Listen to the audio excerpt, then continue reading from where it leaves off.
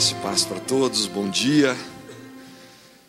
Curva a sua cabeça, mais uma vez. Pai, muito obrigado, porque o seu poder se aperfeiçoa na nossa fraqueza. Quando somos fracos, aí é que somos fortes. E podemos declarar, Senhor, que nossa suficiência, toda nossa capacitação, vem apenas de Ti. Obrigado porque aprove ao Senhor colocar a excelência do seu tesouro em vasos de barro.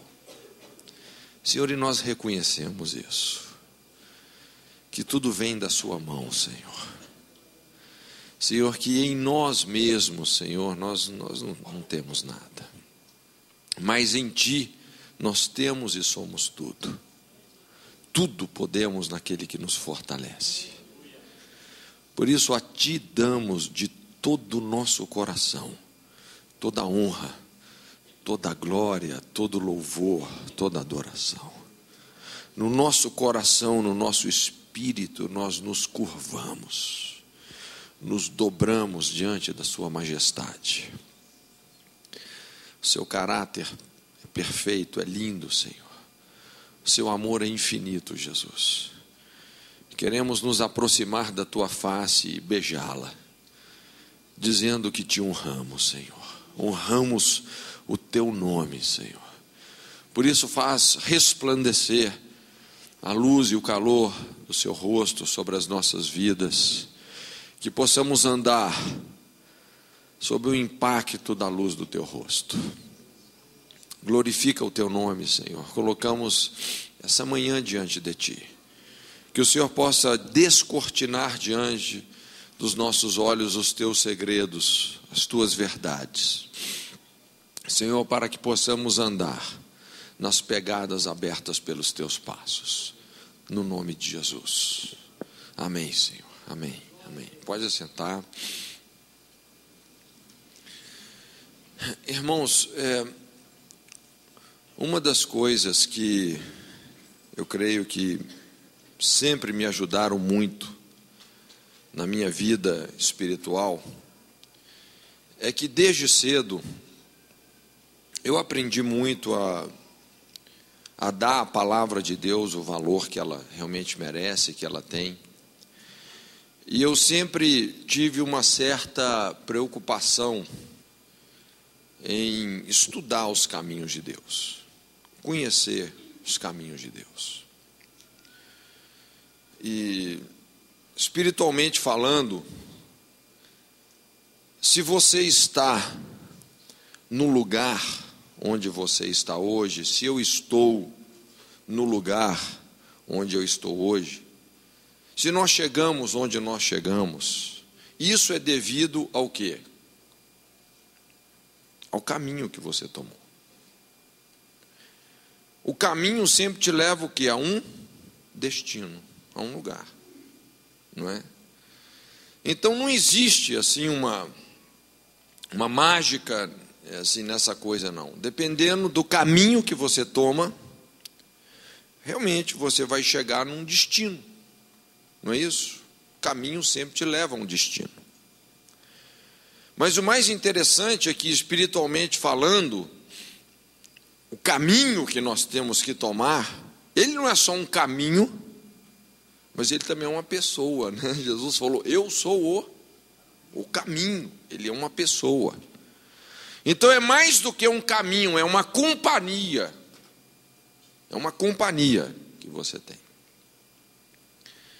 E a gente percebe que Jesus ele sempre enfatizou muito essa questão de pessoas, não as pessoas terem um rótulo religioso, não é? Mas as pessoas de fato serem seguidoras, andar nas pegadas abertas pelo Filho de Deus. E o que eu quero assim que você entenda é que realmente Deus é um Deus que tem caminhos.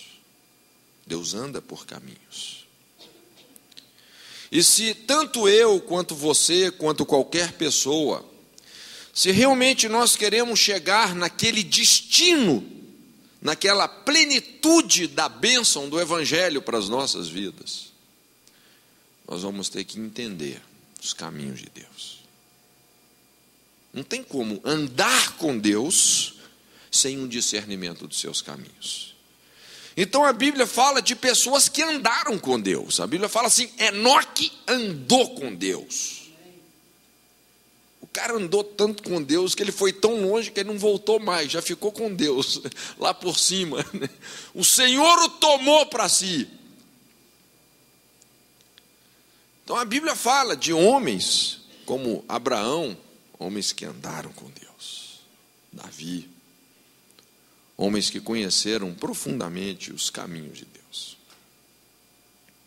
E quando a gente pensa nos caminhos de Deus, é lógico, isso é um conjunto de verdades, a gente não tem como esgotar esse assunto, não é? Esse assunto para um livro inteiro.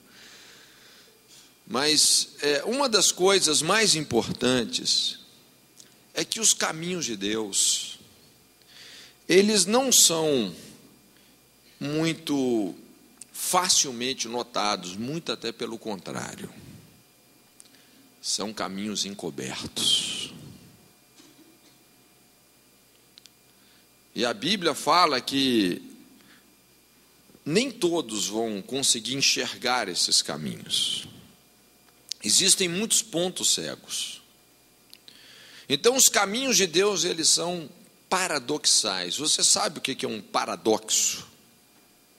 Um paradoxo, numa definição simples, é uma verdade escondida numa contradição aparente. Então aquele negócio parece ser contraditório, mas tem uma verdade muito poderosa escondida ali.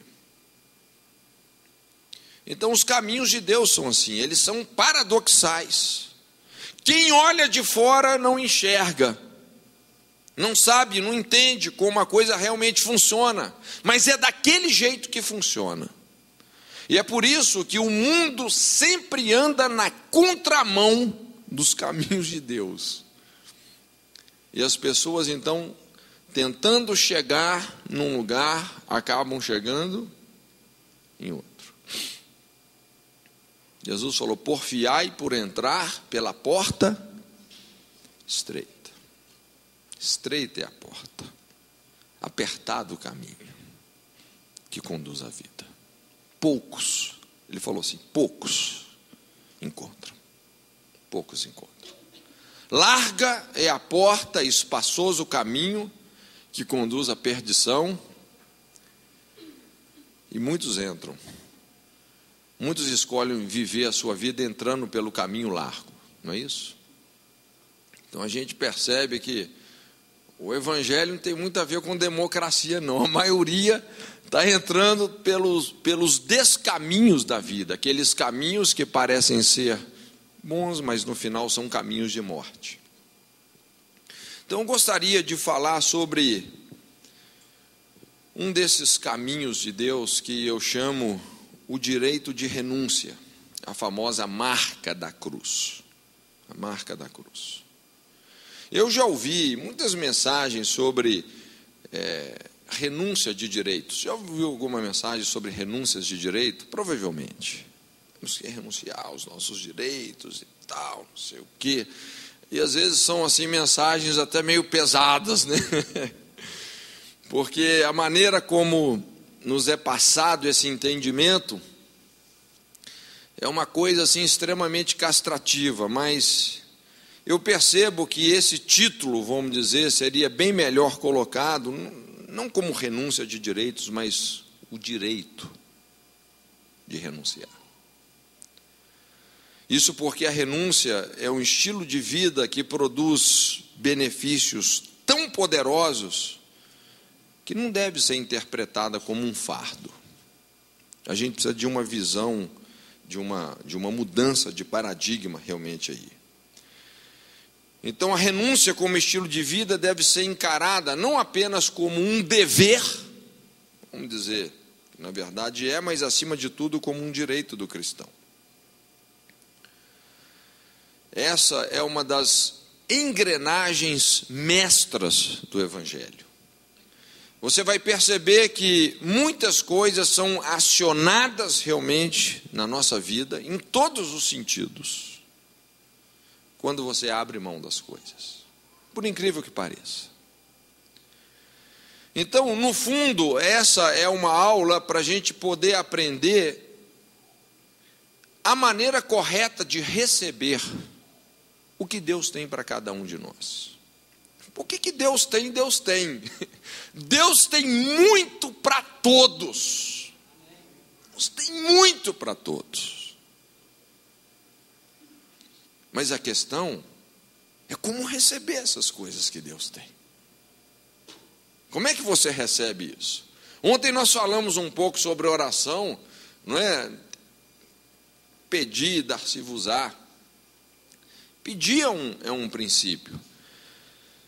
Mas o que a gente percebe é que tem questões que elas envolvem realmente um conjunto de princípios, e a gente tem que se mover dessa forma, através de todo um conjunto de princípios. Então é muito importante a gente discernir essa entrada tão estreita que Jesus está falando, esse caminho tão apertado que poucos encontram, não é? Essa porta que tão pouca gente consegue enxergar. Irmãos, olha, se nós não enxergarmos isso, nós não vamos chegar onde realmente nós precisamos de chegar, em Deus.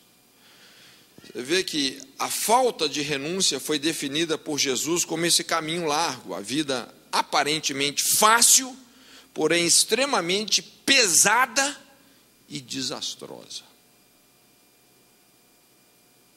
Ele coloca a coisa dessa maneira. A renúncia como um estilo de vida, eu não estou falando só de uma escolha, mas eu estou falando de um estilo de vida, sintetiza esse caminho estreito, uma escolha aparentemente difícil, mas produzindo leveza, eficiência. É incrível esse negócio, né? É incrível como é que as coisas realmente funcionam. Então, na verdade, não existe um princípio de conquista mais elevado do que o sacrifício. E a gente percebe uma dificuldade tremenda, né, nos próprios discípulos compreenderem isso.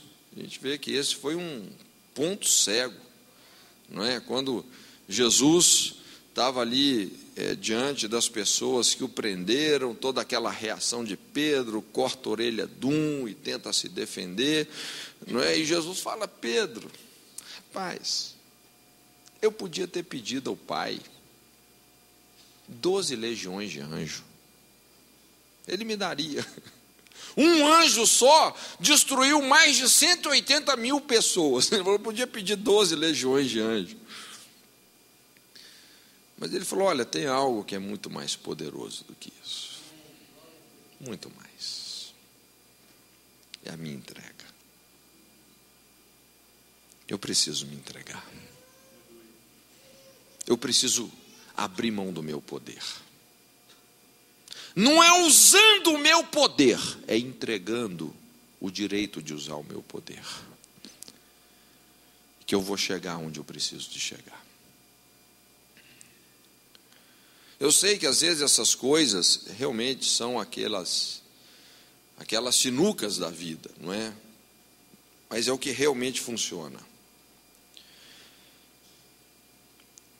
Então, ao mesmo tempo que o poder da renúncia tem um caráter secreto, é também uma verdade primária do reino de Deus. Então, nós não podemos, de fato, seguir a Jesus, andar nas pegadas abertas pelo Filho de Deus, sem esse discernimento. Você pode até ter o cristianismo como a sua religião, não é? Mas você jamais irá desfrutar da plenitude da presença de Deus se você não aprender a obediência nessa profundidade de negar a si mesmo. Você pode até ter, não, eu sou cristão, você carrega esse rótulo, não é? Pode até ter o cristianismo como a sua religião. Mas para você experimentar realmente o poder da companhia de Deus, você vai ter que obedecer nessa profundidade. Veja bem, gente, a cruz não são as dificuldades, os conflitos externos, mas simplesmente a capacidade interna de exercer domínio próprio, renunciando aquilo que o Espírito Santo está nos pedindo. Não é? Então aqui eu não estou falando daquilo que nós oramos a Deus, mas daquilo que Deus ora a nós. É a segunda via do nosso relacionamento com Deus.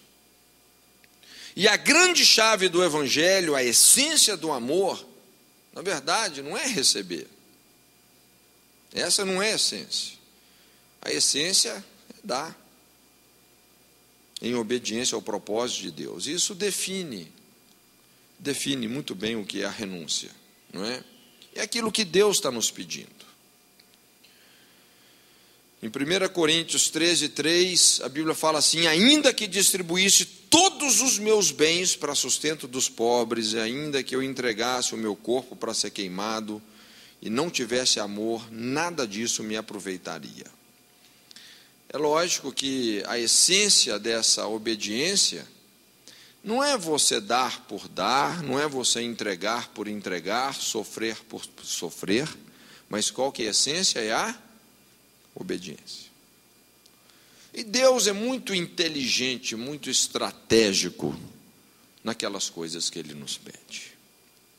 E sempre quando Deus nos pede algo, é porque Ele quer te conduzir naquela área a um nível muito mais elevado.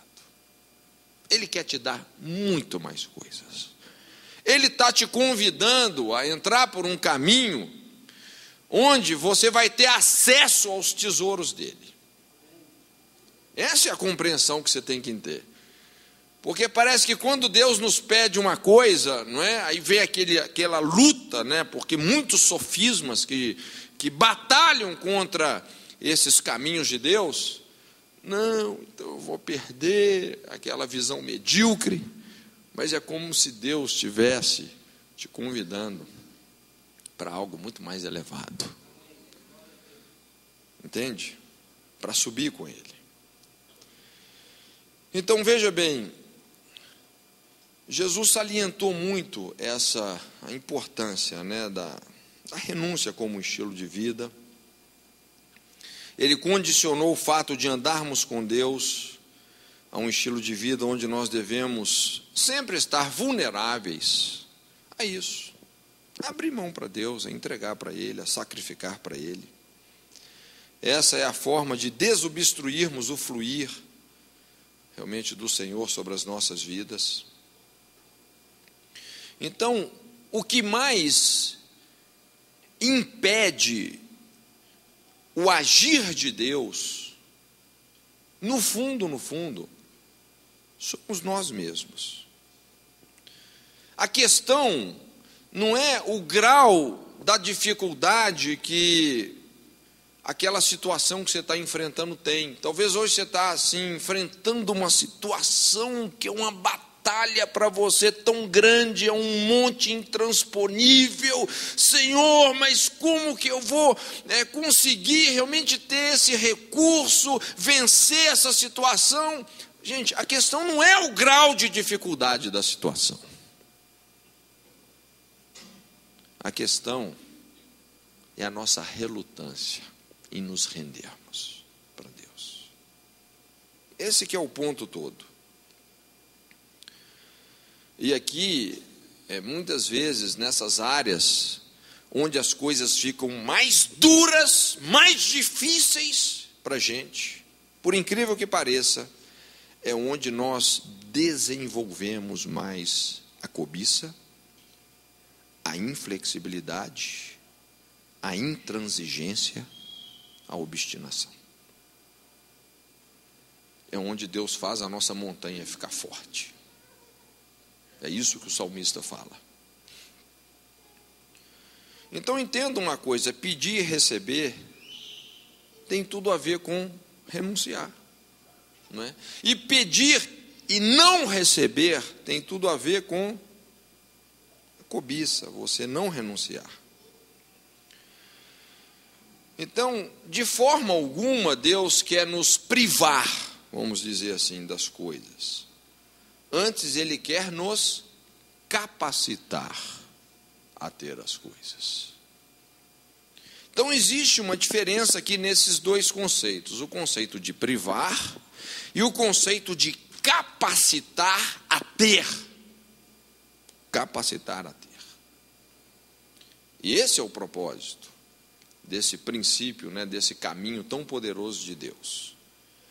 Porque quando você começa a ter a renúncia como um estilo de vida, então isso vai ativar realmente um mecanismo de maturidade, de capacitação, não é? No sentido de Deus poder te confiar as coisas sem que essas coisas te ameacem, te destruam. Porque qual que é o maior problema hoje? São pessoas que, por uma questão até de imaturidade nesse sentido, se tornam vítimas da sua própria obra, do seu próprio trabalho, do seu próprio ministério. Não é? A pessoa começa a ter, não sabe como ter, e tudo aquilo, ao invés de causar um benefício, traz a destruição da própria pessoa. Então é importante a gente discernir espiritualmente essa diferença entre querer e cobiçar. E aqui que entra a renúncia como o princípio, o caminho que vai equilibrar realmente todas as coisas na nossa vida.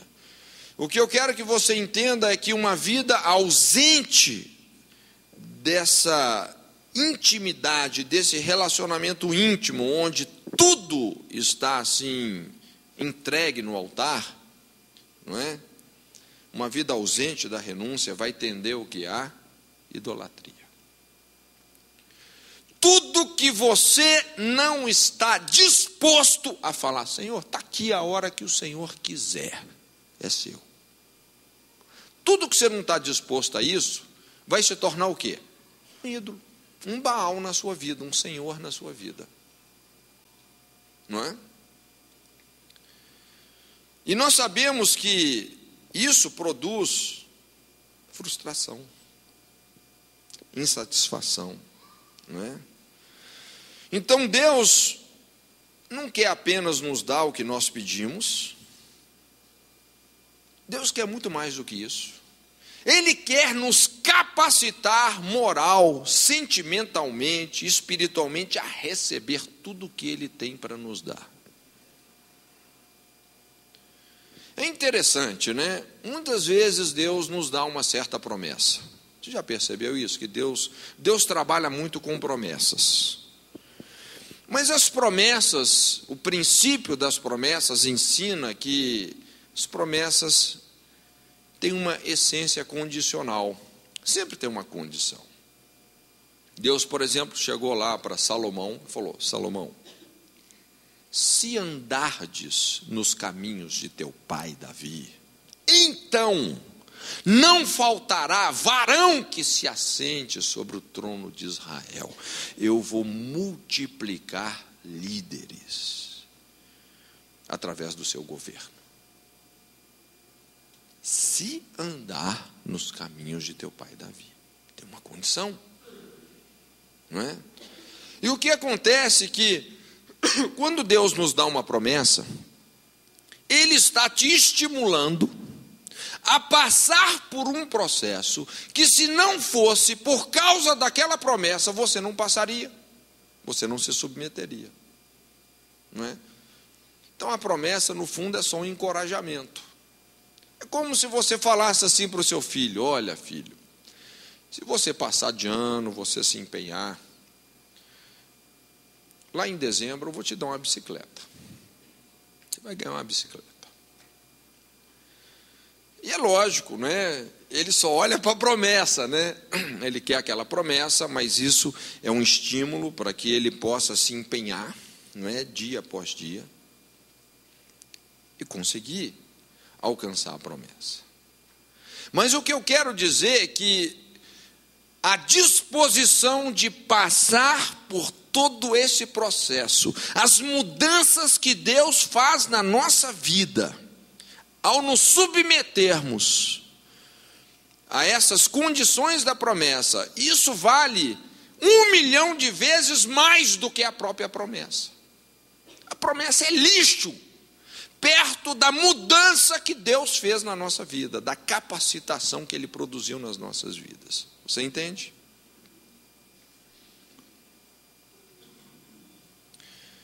Então, a imaturidade espiritual está diretamente relacionada com essa incapacidade de negar a si mesmo quando necessário, de não saber combinar renúncia com voluntariedade. Quem que é o imaturo? É a pessoa que não sabe combinar renúncia com voluntariedade. Às vezes Deus pede alguma coisa, aquela pessoa torce o nariz. É a pessoa imatura, que ainda não compreende como as coisas realmente funcionam espiritualmente, está agregada a uma série de ídolos, de coisas que, na verdade, só vão trazer frustração para a sua vida. Então, a renúncia, ela filtra as impurezas, ela filtra toda essa impulsividade da alma que compromete muita coisa na nossa vida, resultando sempre numa conciliação profunda entre a vontade humana e o propósito divino. Porque Deus jamais, realmente, Ele vai nos conceder algo que está nos escravizando. Então, nós temos que quebrar esse poder da escravidão, da idolatria, da cobiça, para que Deus realmente possa nos dar as coisas. Aquilo que vai ser usado realmente sabiamente. Então, a renúncia é esse princípio ativo através do qual Deus lida com a idolatria do nosso coração e com a carnalidade da nossa alma. Essa é a marca da cruz. A marca da cruz no caráter de uma pessoa é o inconfundível diferencial entre a carnalidade e a espiritualidade. Aqui é onde nós aprendemos a não andar segundo os nossos desejos e sentimentos e passamos realmente a andar por uma convicção do Espírito, andar por fé, não por vista, não por sentimentos. E isso, obviamente, vai revolucionar também a nossa vida de oração. A renúncia não apenas inspira orações corretas, como também incrementa a autoridade da oração, não é? Então, reiterando, eu quero salientar que a renúncia não deve ser apenas encarada como um dever, mas, na verdade, como um direito. A renúncia, enfaticamente, não é algo que vai nos restringir negativamente. Ela é positiva e, de uma maneira paradoxal, proporciona uma vida corretamente próspera e abundante. Esse é o princípio mestre para você ter uma vida corretamente próspera. Porque a questão não é só você ter uma vida próspera, mas é você ter uma vida corretamente próspera. Prosperidade tem que ser de dentro para fora, não é? Então é importante a gente desfazer alguns sofismas. Muitas pessoas, na verdade, elas acabam se tornando pessoas frustradas, não realizadas, infelizes, porque elas estão se privando dessa alegria, né, que lá em Atos 20, 35, Paulo fala, não é? A alegria que existe em dar, mais bem-aventurada coisa é dar do que receber. Uma das maiores mentiras de Satanás é essa: nós só vamos ser felizes recebendo. Então, nós temos só que receber, receber, receber. Eu sempre digo, esse é o princípio do anticulto, né? Do antisserviço a Deus. Então, cultuar é você realmente entregar o que Deus está pedindo. Esse é o culto inteligente, racional. É quando você se apresenta como oferta, você se rende, você entrega aquilo que o Senhor está pedindo.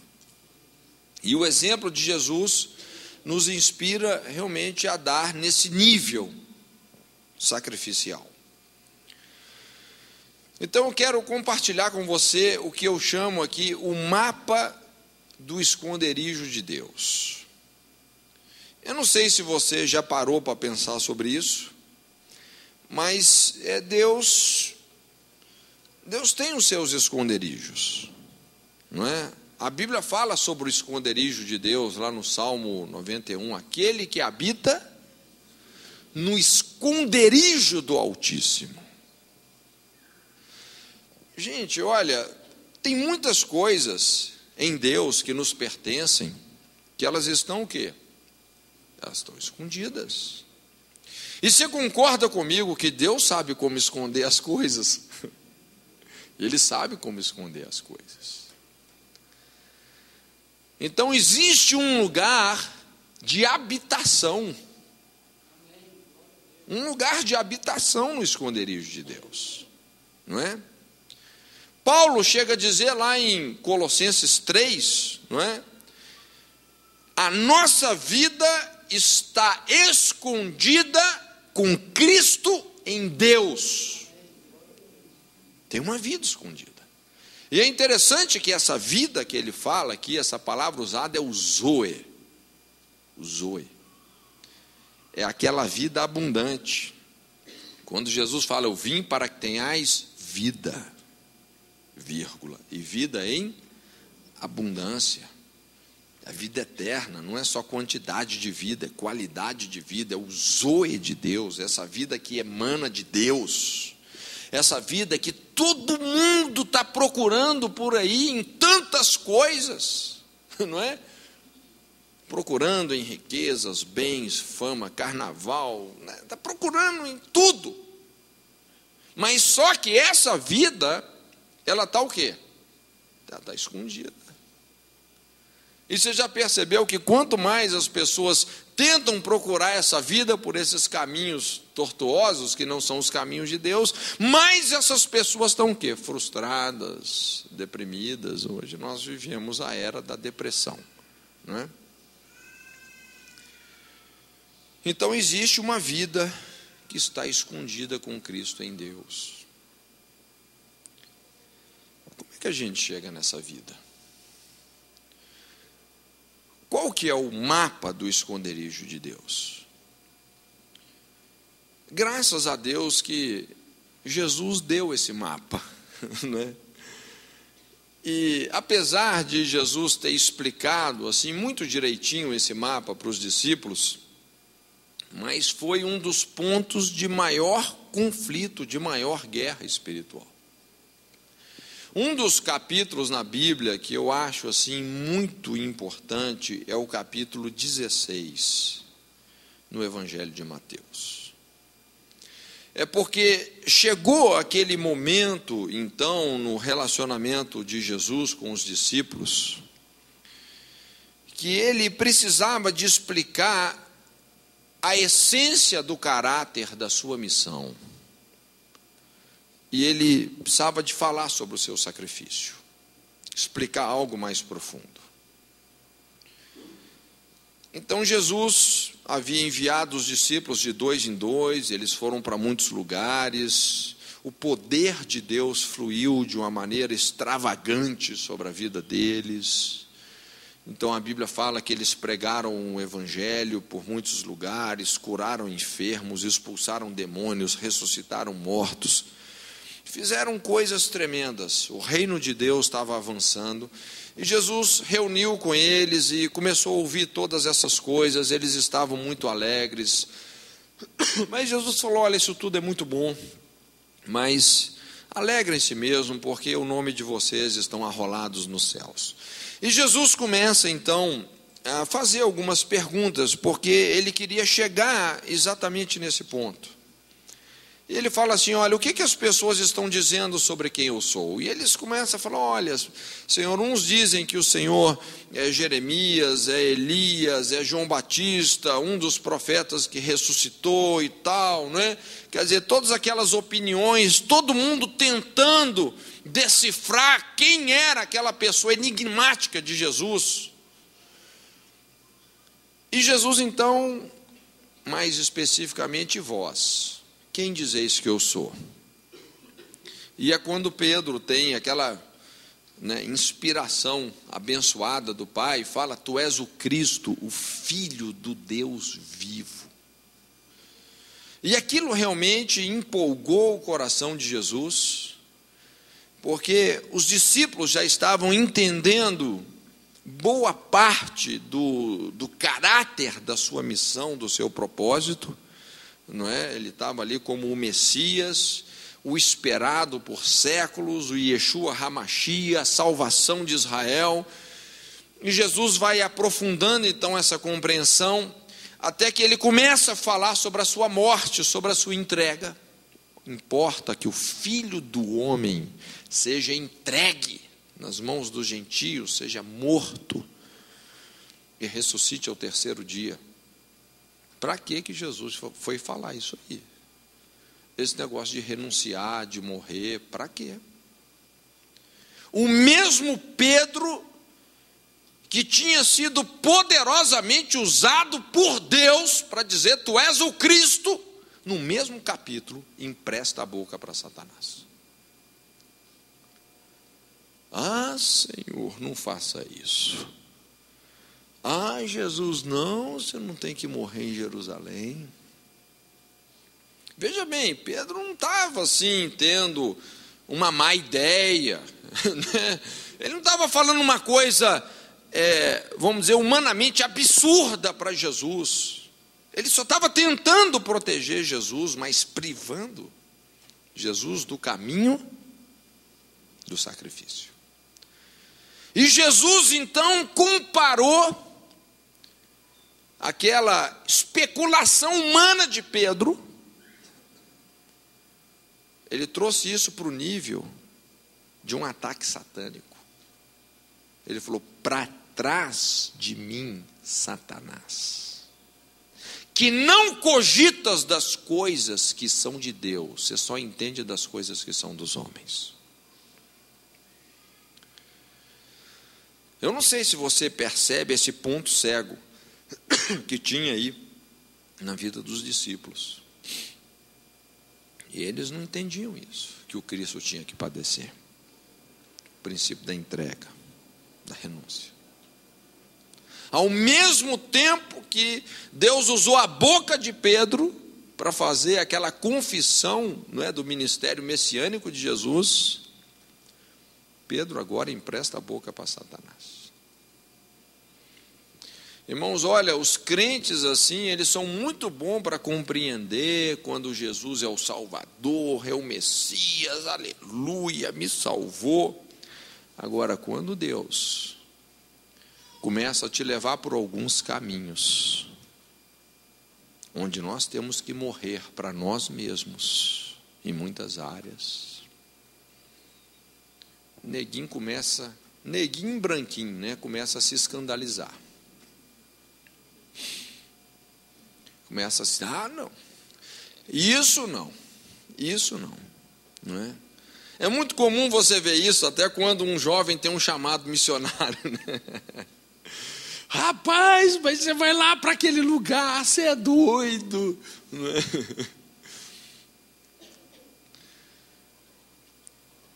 Gente, é muito importante a gente ter essa compreensão, que Deus vai nos levar por caminhos assim, não é? Caminhos de renúncia. E quando Pedro, então, tentou tirar Jesus do caminho da cruz, é quando ele traz esse ensino. Ele fala: olha, deixa eu explicar para vocês o mapa da vida. Tentem compreender. E Jesus então fala assim: olha, aquele pois que quiser salvar a sua vida nesse mundo, perdê-la. Eu preciso te falar uma coisa. Tudo que você está tentando salvar na sua vida vai vazar pelos seus dedos. Você pode entender isso.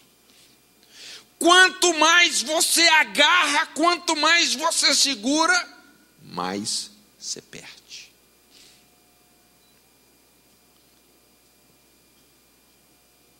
É até engraçado, eu lembro, teve uma vez lá na nossa igreja, né?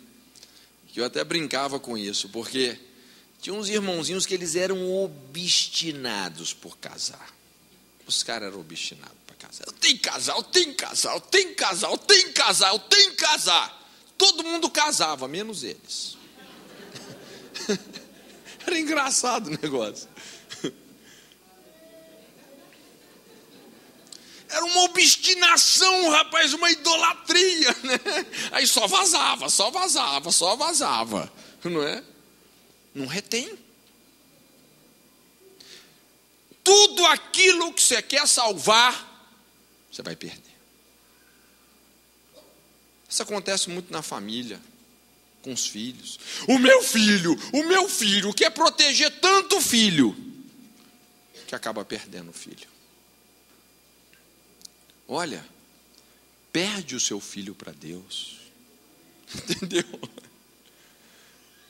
Jesus falou: todo aquele que perder a sua vida por amor de mim e do Evangelho. Tem que ser com essas condições, né? Todo aquele que perder a sua vida por amor de mim e do Evangelho, acha lá. Vai encontrar a vida que está escondida com Cristo em Deus.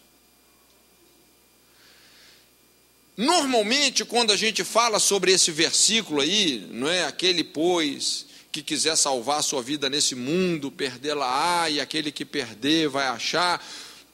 A maioria das vezes a gente tem isso que é como uma palavra dura, não é? Não, mas isso é uma palavra muito dura. É muito difícil, não é? A gente ouvir esse tipo de discurso. Irmãos, essa é a palavra mais leve da Bíblia. Essa é a palavra mais abençoadora da Bíblia, que vai fazer a sua vida ser a vida mais leve possível, mais abençoada, mais rica, mais próspera. É o mapa do esconderijo de Deus. E o diabo está falando: não, isso é difícil. Olha como Jesus, né? Olha como é difícil seguir a Jesus. Aí é que está a facilidade de seguir a Jesus. É nesse ponto que reside a facilidade.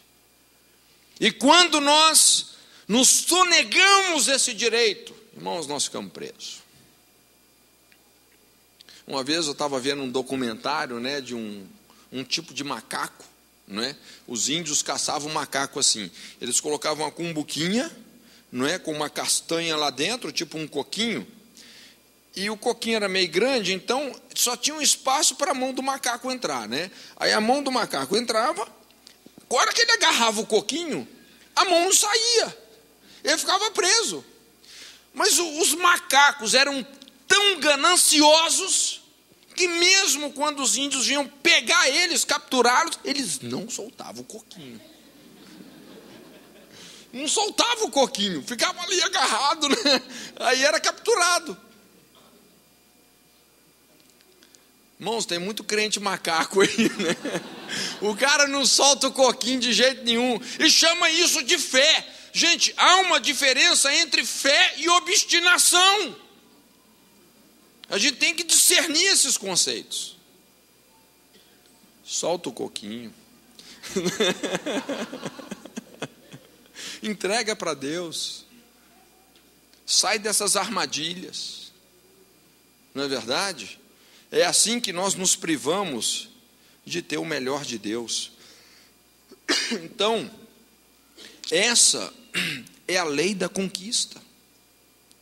Quando nós perdemos a nossa vida para Deus, a vida ressurreta de Jesus vai se manifestar em nós. Quando perdemos os nossos direitos para Deus, os direitos de Deus serão nossos. Quando damos tudo aquilo que Deus pede, é que nós vamos receber tudo que Ele promete. Quando queremos salvar aquilo que Deus quer que nós percamos, nós frustramos os planos de Deus. Porque às vezes Deus não está querendo que você ganhe, Deus está querendo que você perca. E quando você perde é que você ganha. É uma verdade escondida numa contradição aparente. É um paradoxo. Mas é assim que funciona. Então, para a gente terminar, vamos ver aqui alguns propósitos básicos da renúncia. O primeiro é cumprir a lei do amor. Olha, eu vou te dizer um negócio. Quando a Bíblia fala que nós precisamos de amar a Deus sobre todas as coisas, o nosso próximo como a nós mesmos, e isso é a essência do bom funcionamento do ser humano. Quando você cumpre essa lei, você não está fazendo um favor para Deus, não é? Olha, Deus, estou te amando, amando o meu próximo, como se você estivesse fazendo um favor para Deus. Na verdade, você está fazendo um favor para você mesmo. Porque isso é que vai desencadear uma vida saborosa, livre, abençoada. Essa é a grande chave da bem-aventurança. Ama o seu próximo como você mesmo. Agora, para você chegar no equilíbrio exigido por essa lei, amar o seu próximo como a você mesmo, sem a renúncia como estilo de vida, você nunca vai chegar no equilíbrio exigido por essa lei. Você não chega. Não tem jeito. A nossa tendência nunca é nos colocar no lugar do outro. Essa não é a nossa tendência. A nossa tendência não é, infelizmente, não é a compaixão. Não é você sentir a dor do outro. E para você entrar nesse nível de compaixão, de se condoer com as pessoas, você tem que fazer esse exercício de piedade. Negar a si mesmo. Essa é a grande chave de tantos milagres. Foi isso que infestou o ministério de Jesus de tanto poder, tanto milagre. Porque ele se compadecia das pessoas. Ele olhava para as multidões com compaixão, negando a si mesmo, pensando nas pessoas, se colocando no lugar das pessoas. Você lembra aquele leproso, não é, que chegou para Jesus e falou: Senhor, se queres, tu podes me curar. Aquilo me impressiona quando a Bíblia fala assim que Jesus, se condoendo daquele homem, o tocou. Se condoendo, sentindo as dores sentindo as dores dele. Então o poder de Deus fluía. Um dos principais territórios do milagre é essa compaixão, é esse amor. E para nós chegarmos realmente nesse nível de amor, que não é um amor sentimento, eu não estou falando de sentimento, eu estou falando de um amor espiritual inteligente. Um amor colocado num nível de mandamento, negarmos a nós mesmos. Se nós não negarmos a nós mesmos, jamais iremos cumprir a lei do amor. É por aí que, é dessa forma que o Espírito Santo nos enche, não é? Eu sempre digo que ser cheio do Espírito não é o tanto que você tem do Espírito Santo, mas é o tanto que o Espírito Santo tem de você. Esse é o princípio realmente do verdadeiro enchimento. Não é o quanto você tem do Espírito Santo, mas é o quanto o Espírito Santo tem de você. Isso vai determinar se você é cheio de si mesmo ou cheio do Espírito Santo, né? Uma outra coisa fundamental que a renúncia desencadeia é uma vida inteiramente liberta, sobre vários aspectos. Então a renúncia possibilita não apenas um relacionamento profundo com Deus, como também um relacionamento livre com o nosso próximo, com as pessoas. Querendo ou não, gente, nós vamos nos relacionar com muita gente difícil, problemática, pessoas que vão nos ferir, pessoas que vão nos trair, pessoas que às vezes vão fazer coisas que podem realmente afetar o nosso destino, sabia? De uma maneira terrível. E eu sei que muitas vezes tem alguns relacionamentos assim que eles são extremamente mais comprometedores, porque você quase que é obrigado a conviver com aquela pessoa. E aí começamos então, não é, a levantar as nossas exigências, que a pessoa tem que ser como eu quero que ela seja, não é? E aí que realmente a confusão está armada.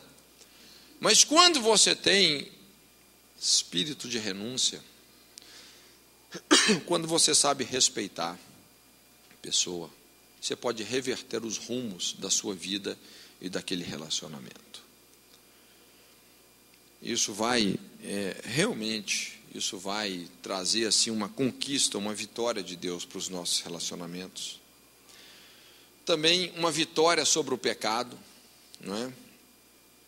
Nós sabemos que a renúncia é o que torna o arrependimento algo genuíno e transformador. Irmãos, a grande essência do arrependimento, e o arrependimento é essa tomada de posição que realmente nos faz não apenas ver, mas entrar no reino, não é? E Jesus falou que o reino de Deus, ele não vem com aparência exterior, mas ele está dentro em vós, esse conjunto de experimentarmos realmente tudo isso que Deus tem para a gente, não é? A essência do arrependimento é essa renúncia, essa decisão interna, não é, de renunciar ao pecado.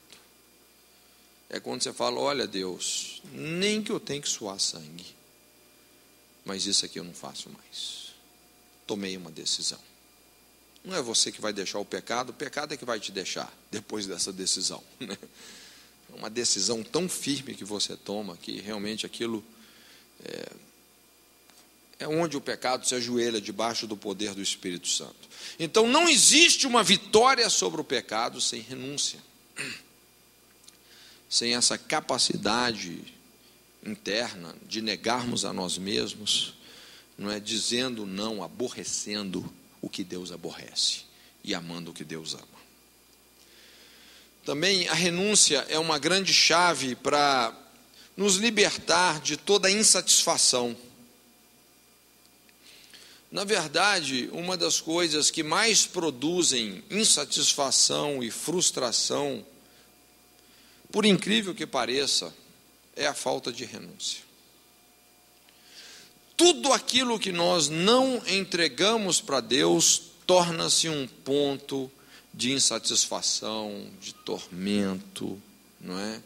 Ou seja, aquilo que está te incomodando realmente hoje, só está te incomodando na proporção que está te incomodando, porque você ainda não, de fato, entregou isso sem reservas para Deus. Porque a hora que você entrega, acabou o barulho. Você não tem mais que dormir com esse barulho. Já não é mais um problema seu. É um problema de Deus. Entrega. Não é? Então tem muita gente insatisfeita, porque não entregou. Entrega. Entrega o teu caminho ao Senhor. Confia nele. E o mais ele fará. Não é? Você está entendendo como é que você libera uma ação de Deus? Não é? Entrega. Ok? Chega de se descabelar com esse negócio. Eu me lembro uma vez uma irmãzinha, né? Ela falou bem assim, Cote, cansei de ficar ferida. cansei, eu perdoo agora de todo. Pronto, resolveu o problema. Cansei de ficar ferida, ficar amargurada, cansei disso. A renúncia também nos liberta das cadeias sentimentais. Medo, ansiedade, preocupação, paixões descontroladas vão existir na nossa vida até o momento que nós decidimos o quê? Negar a nós mesmos para escolher nos conduzir pelos princípios de Deus. Então, coragem não é a ausência do medo, é a renúncia do medo. É você agir mesmo em função do medo. A fé brota quando nós renunciamos à ansiedade, às preocupações. Enquanto você está ansioso, você não crê. Você não ouve a voz de Deus. Você só ouve barulho. Não é? Você só ouve a voz dos homens, os sofismas do diabo, né? Enquanto você está ansioso, não tem jeito. Mas quando você nega a si mesmo, entrega para Deus, então você chega nesse lugar da fé. Um sentimento de amor se torna puro e sadio quando nós sacrificamos a paixão. Como é que você pode saber que um sentimento é de Deus? Não é? Coloca ele debaixo do fogo do altar, entrega. Se você não pode sacrificar uma paixão, provavelmente isso vai te derrubar. Você vai ser um ídolo. Quando você coloca um sentimento debaixo do fogo do altar, o que é palha vai queimar, o que é ouro vai se transformar ainda mais puro, não é? Eu me lembro de um casal lá da nossa base. Na verdade, os dois estavam querendo namorar, só que o pai dela, por algumas questões raciais, o pai dela foi totalmente contra o namoro. Então eu liderava eles diretamente. Então eu falei, não, sem a bênção dos pais, não assumam compromisso nenhum. Não podemos começar um relacionamento quebrando princípios, não é? Como é que você vai estabelecer um namoro se os pais não estão abençoando? Não é? Isso é encrenca, esse é o princípio da maldição, não é? Você romper um relacionamento com o pai para começar um relacionamento de namoro. Falei, gente, deixa o Lázaro morrer. Não é? Tem alguns Lázaros na nossa vida que eles têm que morrer mesmo. Foram lá chamar Jesus, Jesus, vem rápido. Não, Jesus esperou até o Lázaro morrer. Falei, deixa o Lázaro morrer. E eles de fato, não é, obedeceram a Deus, obedeceram mesmo. Não, acabou o nosso relacionamento aqui mesmo. Então eles passaram isso, né, para o pai dela. Não, olha, acabou, tal. Não vamos de maneira alguma assumir nada sem a bênção do Senhor. Essa menina falou para o pai. Passou mais ou menos 1 ou 2 meses. Deus pegou o pai dessa menina por aqui, porque assim, ele tinha um problema muito sério com racismo. Crente. Pegou ele por aqui, mas deu um esfrega assim tão grande nele, que ele então chamou os dois, pediu perdão, falou, não, vocês podem namorar. Ele se sentiu honrado também com a atitude deles. Vocês podem namorar. Hoje é um casal maravilhoso, são pastores de uma igreja, não é? Deus os tem abençoado muito. Mas o que realmente destravou todo esse propósito de Deus na vida deles, o que os libertou dessas cadeias de um destino talvez totalmente comprometido espiritualmente, foi exatamente esse Lázaro. Eles deixaram Lázaro morrer mesmo, e Deus ressuscitou.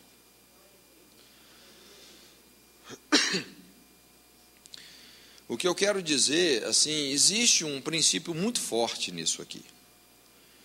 Tudo que nós, de fato, renunciamos para Deus se torna uma promessa de Deus para nós. Como é que você constrói uma promessa? Renunciando, entregando. Deus está aqui. Não é? Tudo que você entrega, aquilo vai se transformar numa promessa. E o melhor virá. O melhor virá. Quando Abraão entregou Isaque, aí, realmente Isaque se transformou no famoso filho da promessa. Foi quando ele entregou. Não é? Aquilo foi algo assim crucial no que Deus fez através da descendência de Abraão. Porque Abraão entregou o seu filho, Deus também entregou o dele. Porque Abraão entregou o seu filho, Deus transformou aquele único filho numa nação. Ali Isaque deixou de ser um indivíduo e passou a ser uma nação. Entende? Como que as coisas funcionam espiritualmente. Eu acho muito interessante, só para terminar, o exemplo de Moisés. Se você ler lá no Salmo 90, verso 10, Paulo fala assim que a vida do homem, no máximo o quê? 70, alguns chegam aos 70, outros aos 80 anos, não é? Quando muito. E quem que escreveu esse Salmo 90? Você sabe? Moisés, não é? Moisés escreveu esse Salmo. Então ele está mostrando até onde a vida de uma pessoa pode ir nesse Salmo, não é? E é muito interessante como ele levanta Deus aqui sobre a vida dele, não é? Mostrando exatamente esse poder sobrenatural. E a vida de Moisés, ela foi marcada assim por muitos reveses. Todos nós conhecemos a história, os primeiros 40 anos da vida de Moisés ali no Egito, não é, como príncipe do Egito e tal, não é? Aí ele quis até fazer algo pelo seu povo, mas na sua força, e na verdade ele acabou, tudo que ele conseguiu com isso, não é, fazer a coisa na sua força, do seu jeito, através dos recursos do Egito, tudo que ele conseguiu foi se tornar um assassino. Cara, se tornou um assassino, não é?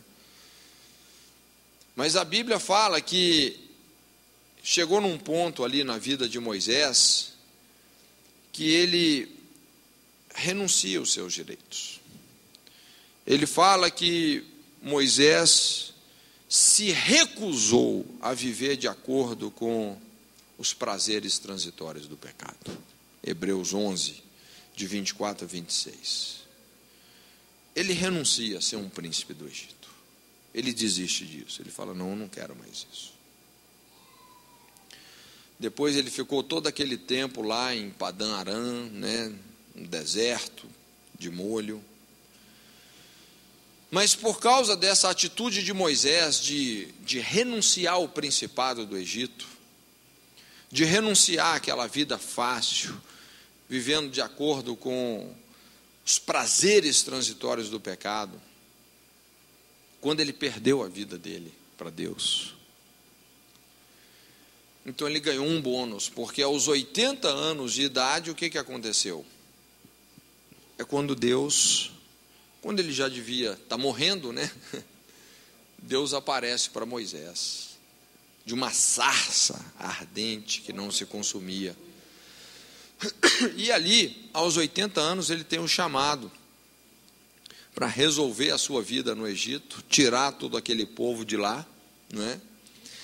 E a Bíblia fala que Deus deu a Moisés realmente uma vida extra.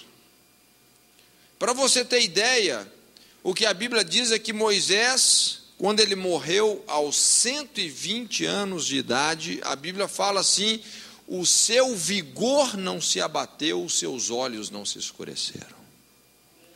Com 120 anos, ele tinha o vigor de um homem de 40. Irmãos, o que explica isso?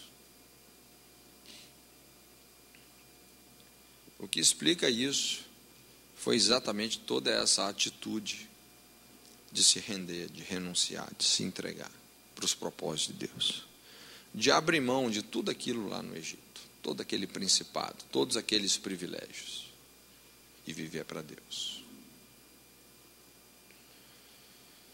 Quando nós morremos para nós mesmos e para os nossos direitos, aí então nós vamos experimentar essa vida que está escondida com Cristo em Deus.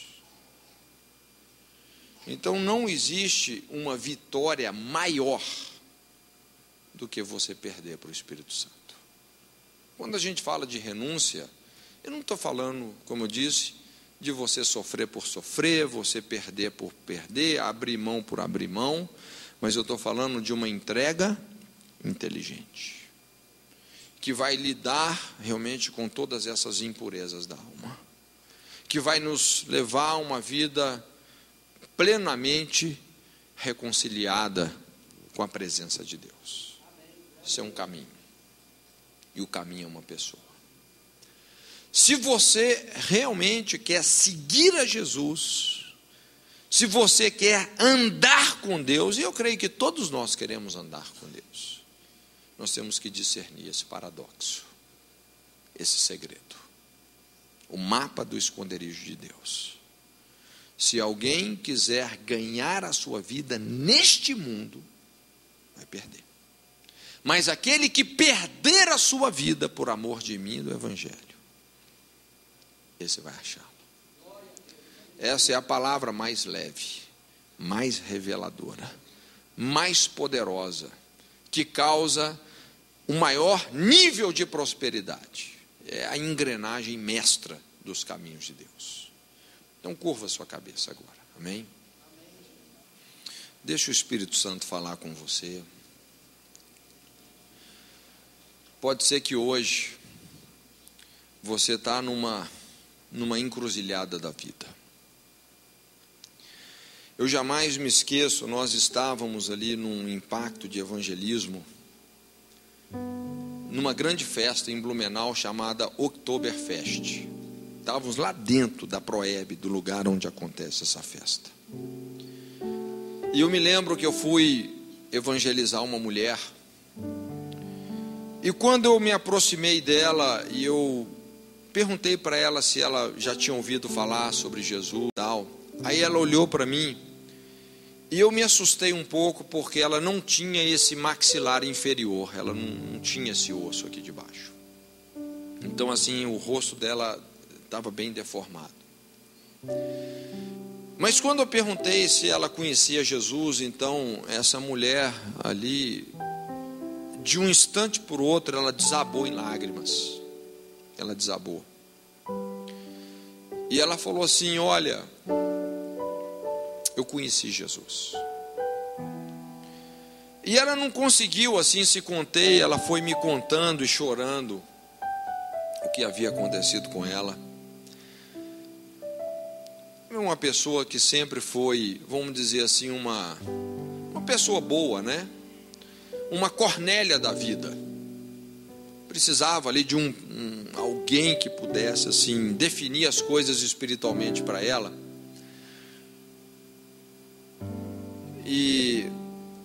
Mas ela sofreu um acidente. Foi um acidente assim trágico, mortal. E nesse acidente realmente ela se arrebentou todinha. Quando ela chegou no hospital, ela estava desenganada pelos médicos, né? Os médicos falaram lá para os familiares dela: olha, ela pode até ir para a mesa de oração, de operação, nós vamos tentar fazer o que dá, mas ela não vai sair viva da mesa de operação. Então os médicos não deram nenhuma chance para ela viver. Só que quando ela estava naquela mesa de operação, ela teve uma experiência com Deus. Quando ela se viu, ela estava assim num lugar diferente, parecia um jardim, e ela falou assim: eu estava diante de Jesus. E Jesus chegou para ela e mostrou assim 2 entradas, mencionou o nome dela e falou assim: qual desses 2 caminhos você quer escolher? E ela olhou então para aqueles caminhos e ela descreveu e ela falou assim: realmente, quando eu olhei para um caminho, um deles você quase não via a entrada. Era um caminho muito apertado, difícil. Só que tinha um outro caminho que era a entrada extremamente larga, o piso todo encerado. Então ela olhou para aquilo, ela nunca tinha lido a Bíblia. E ela falou assim: Jesus, eu não sei qual caminho tem que entrar. Aí Jesus falou para ela assim: olha, você está vendo aquele caminho que é largo? Ela falou: tô. E Jesus falou: esse caminho, ele é muito largo, só que ele é pesado. Ele é muito pesado. E falou assim: você está vendo aquele outro caminho estreito? Ela falou: tô. Jesus falou assim: olha, esse caminho ele é muito estreito, mas ele é leve. Ele é muito leve. E ela entendeu a dica que Jesus deu. E ela então ali, ela entrou, ela entendeu que ela tinha que entrar. Então ela saiu ali de onde Jesus estava e entrou por aquela porta estreita. E ela foi andando naquele caminho e ela me falava assim: olha, tinha lugares que eram difíceis de passar nesse caminho. Havia muitos lugares que haviam muitos espinhos no chão. E aqueles espinhos, ela falou, eles começaram assim a machucar os meus pés. E ela foi andando, ela disse, por muito tempo eu andei naquele caminho. E ela estava já meio exausta quando ela chegou, ela descreveu assim como sendo, sei lá, um tipo de um oásis. Alguns anciãos receberam ela ali. Ela falou que um deles colocou uma fruta que ela nunca tinha visto na boca dela, e aquela fruta, quando tocou na boca, como se ela dissolvesse e revitalizasse todo o ser dela. E ela falou que um outro daqueles anciãos passaram algo assim na sola dos pés, um unguento. E quando ela se viu, ela estava já depois da cirurgia. Ela não tinha morrido. E ela me falou assim que, disse em lágrimas, lá no meio do Oktoberfest. E ela falava assim: quando eu voltei da cirurgia, essa experiência para mim tinha sido assim algo tão real, que além de todas as dores que eram horríveis que eu tinha pelo meu corpo inteiro por causa do acidente, das cirurgias, ela sentia a sola dos pés ainda com o latejar dos espinhos daquele caminho.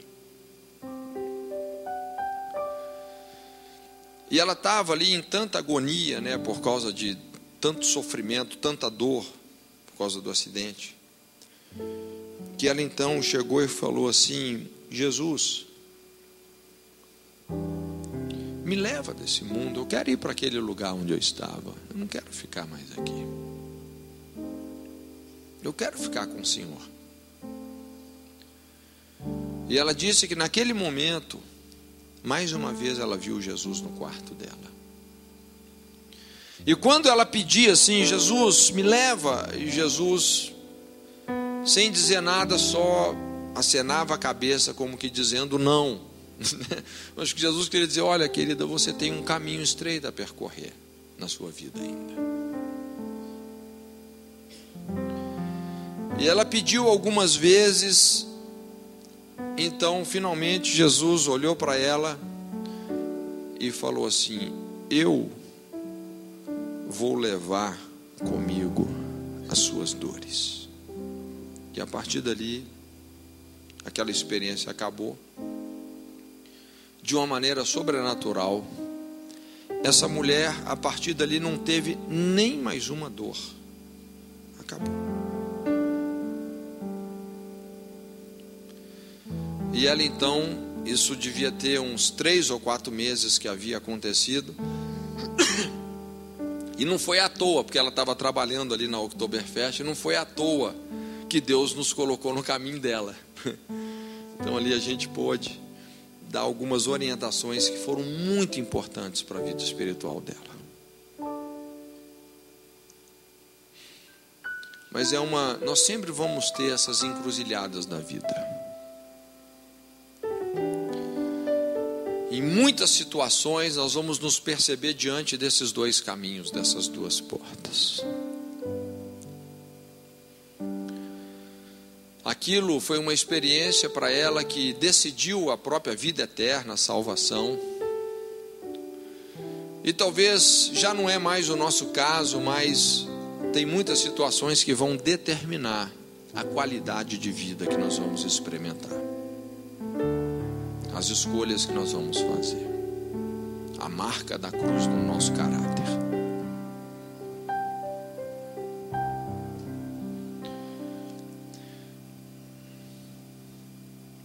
Eu gostaria de orar com você para a gente poder terminar. Deixa o Espírito Santo sondar o seu coração. Se existe alguma coisa na sua vida que você sabe que o Espírito Santo tem te pedido, você sabe que Ele tem te pedido, há uma relutância. Você nunca conseguiu entregar esse direito para Deus, esse sentimento, essa razão. Talvez até essa convicção. Você nunca conseguiu levar isso até o altar. Isso está te privando de tantas coisas.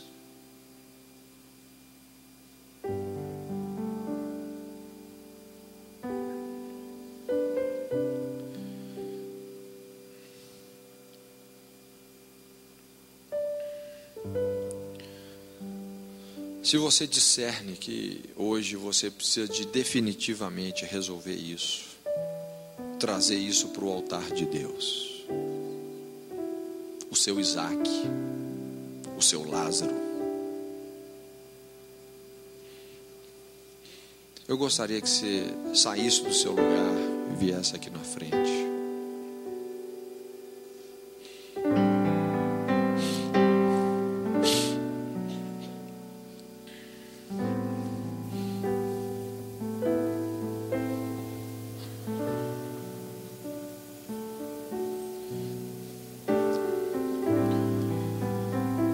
Para algumas coisas ressurgirem na nossa vida, outras têm que morrer.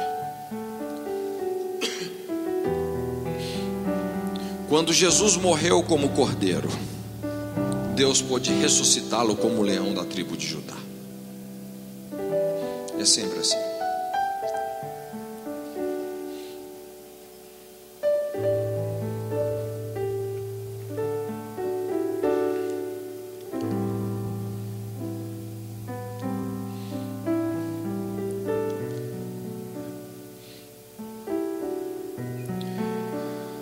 Pai, no nome de Jesus,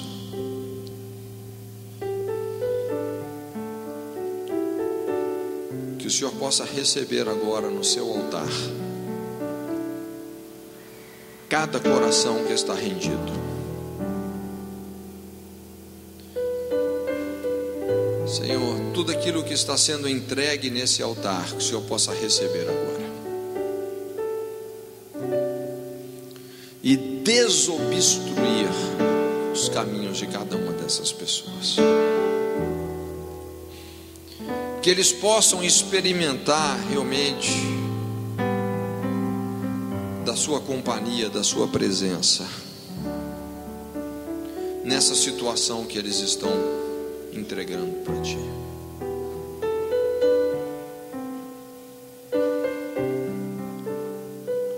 Recebe, Senhor.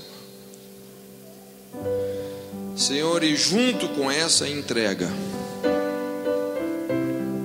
retira, Senhor, todo peso, todo medo, toda preocupação, todas as mazelas da vida espiritual, retira.